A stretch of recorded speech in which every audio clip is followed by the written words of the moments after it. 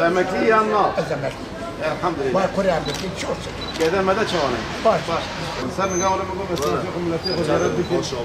Ami köşme he. Asbatri ve. Gavurun milleti huzaret dikin. Sebebi ziyaret ya me mago hem meberi söz da bu mago bu em ne parti wizartini hatta wizartini seçimi hatta seçimi der milleti.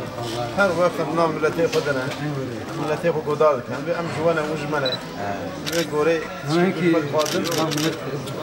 İnşallah. Çek bakayım. Teşekkür ederim. Teşekkür ederim. Teşekkür ederiz. Siz de iyisiniz. Allah razı olsun. Sizi ziyaret edelim. من حزب الضوء الحرة اهلا وسهلا معك. حزب الإسلامي إن شاء الحمد الله لله. ونشتغل في بلد كردستان الحمد لله رب تركيا إن شاء العالمين. الله الله يوفقنا ان شاء الله. لا بد أن تعلم لرضاء الله إن شاء الله الحمد لله رب العالمين. غايتنا هو كلنا نبتغي رضا الله ان إن شاء شاء الله. الله الحمد لله. أتعلم هدافة اسمه بالتركي هدى حزب الدعوة الحرة. حزب الدعوه الحره. İş sanat hayatında esnafı var. 4 taraf caddedir. Ve bu semt pazarı bütün bu mahalle fakirlerin şeyden bir pazar. 20-25 yıllık bir pazar.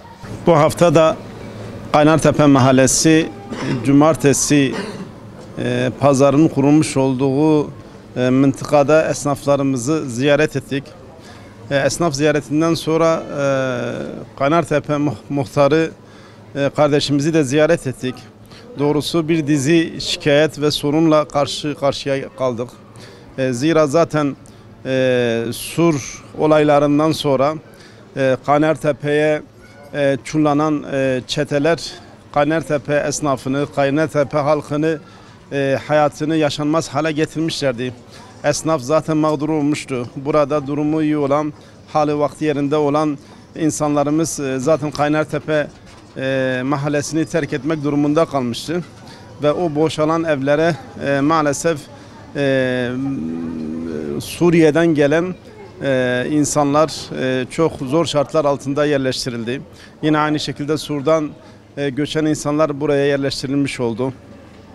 Kaldı ki bununla beraber burada gerekli uygulamaların yapılmamasından kaynaklı, gerekli kontrollerin yapılmamasından kaynaklı maalesef esnaflarımızdan işte burada Bali uyuşturucu kullanan gençlerin olduğu, halkı rahatsız ettiği, esnafları rahatsız ettiğini, hatta gelen müşterileri rahatsız ettiğini, müşteriler can korkusuyla bundan dolayı bu semte gelemediklerinden bahsettiler.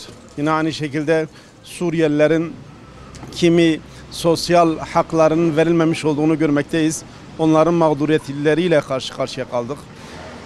Bununla beraber burada yıllardan beri bir semt pazarı vardı ve bu semt pazarında buradaki 80 bin nüfusa yakın Kaynartepe ve civarındaki Muradiye, Hatboyu gibi mahalleler bu semt pazarından istifade ediyorlardı.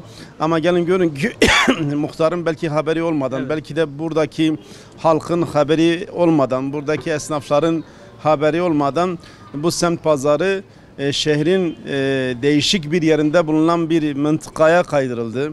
Burada ücret karşılığı yapıldığı şikenin olduğu, efendime söyleyeyim büyük kayırmaların, büyük paraların döndüğünden bahsedildi. İş hatta resmi makamlara da ulaştırılmış, onların ilgisiz kalındığı, lakayt kalındığından bahsedilmiş. Başta belediye başkanı olmak üzere hatta kaymakamdan şikayet eden esnaflarımızı duyduk. Bu bağlamda bizi dinlemeden, bizi anlamadan bizim semt pazarımız niye uzak yerlere gönderiliyor? Dolayısıyla biz mağduruz. Yani bir kilo domates almak için ya da bir kilo limon almak için biz niye kilometrelerce öteye gitmek durumunda kalıyoruz? Kaldı ki şu an Kaynartepe mahallesinde kalan halkımızın çoğu zaten mağdur. Çoğu zaten işsiz, çoğu zaman zaten fakirdir. Sur'dan göçen, Suriye'den buraya gelen misafirlerimizdir. Dolayısıyla bu semt pazarının buradan kaldırılması onları mağdur etmektedir. Biz Hüdapar olarak halkımızın yanında olmaya devam edeceğiz. Halkımızın sorunlarını dinlemeye devam edeceğiz. Ve bu konuda resmi yollardan takipçi olacağız. Bu semt pazarı eğer yeri uygun değilse uygun olan Kanartepe'de başka mahallelere aktarılabilirdi. Ama başka bir mahalleye özellikle zengin denilen durumları vakti yerinde olan mahallelere kaydırılması düşündürücüdür. Elbette ki ihtiyaç varsa oraya da semt pazarı kurulması lazım.